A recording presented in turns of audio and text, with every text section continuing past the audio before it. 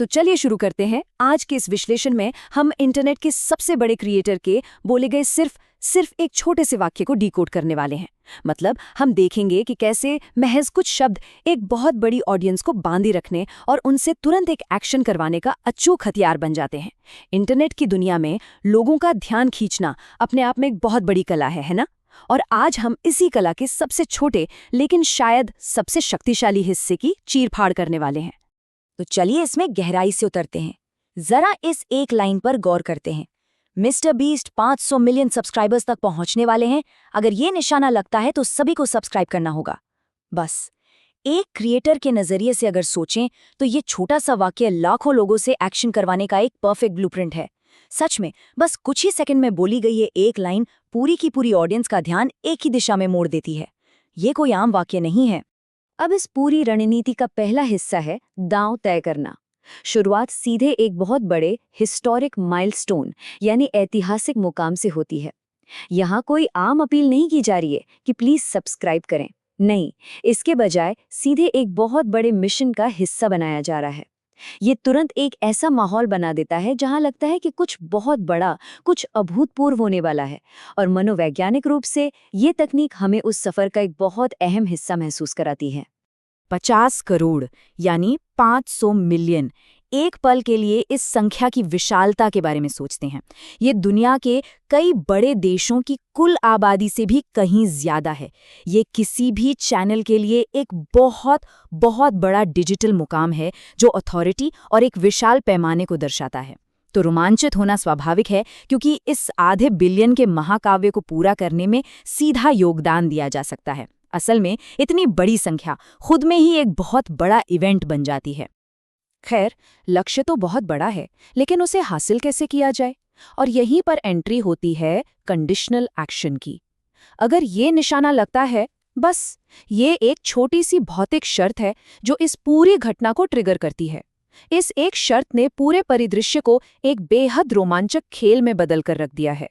एक पल के लिए पूरा फोकस सिर्फ और सिर्फ इसी बात पर टिक जाता है कि क्या ये निशाना सही जगह लगेगा या नहीं। अब इस स्लाइड के बारे में जो बात वास्तव में दिलचस्प है वो ये है कि यहाँ एक विशिष्ट भौतिक क्रिया यानी फिजिकल एक्शन सीधे एक प्रतिक्रिया को ट्रिगर कर रहा है। यहाँ मनोरंजन सिर्फ हंसाने या टाइम पास के लिए नहीं है, बल्कि इसे एक सख्त गैर पराक्रमी शर्त के रूप में इस्तेमाल किया जा रहा है। मतलब एक कठिन चुनौती पूरी करने के बदले में एक निश्चित परिणाम की मांग की जा रही है।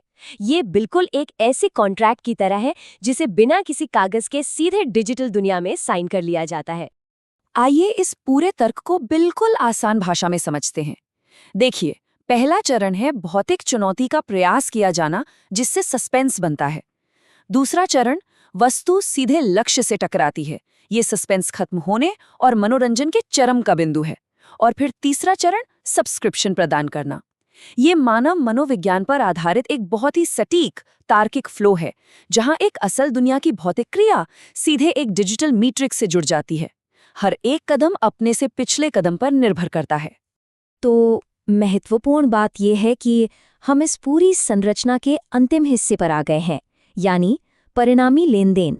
सभी को सब्सक्राइब करना होगा।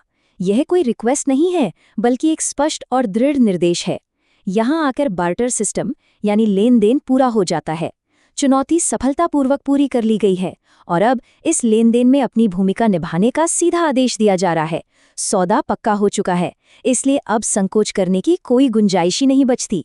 जरा तराजू के इस संतुलन को देखते हैं। ये इस पूरी व्यवस्था की अर्थव्यवस्था को कितनी खूबसूरती से दिखाता है। एक तरफ है वो मनोरंजन जिसका आदान प्रदान किया गया, यानी एक सफल निशाना, और ठीक दूसरी तरफ है डिजिटल मुद्रा की मांग, यानी एक सब्सक्रिप्शन। जो मनोरंजन परोसा जा रहा है उसकी कीमत तुरंत और बिल्कुल सीधे तौर पर वसूल की जा रही है। यह पूरी तरह से एक स्पष्ट और पारदर्शी लेन देन है, जहां दोनों पक्षों को एकदम साफ पता है कि उन्हें क्या मिल रहा है और उन्हें बदले में क्या देना है। और इसी सब के साथ एक बहुत ही गहरा सवाल सामने आता है। सोचने वाली बात है कि जब व्यक्तिगत क्रिएटर आधे अरब दर्शकों की विशाल संख्या तक पहुंच जाते हैं, तो इन डिजिटल प्लेटफॉर्मों का क्या होता है?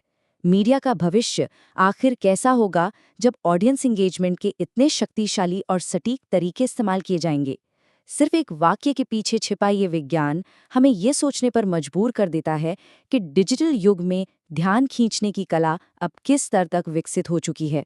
और इसी विचारोत्तेजक सवाल के साथ आज का ये विश्लेषण यहीं समाप्त होता है।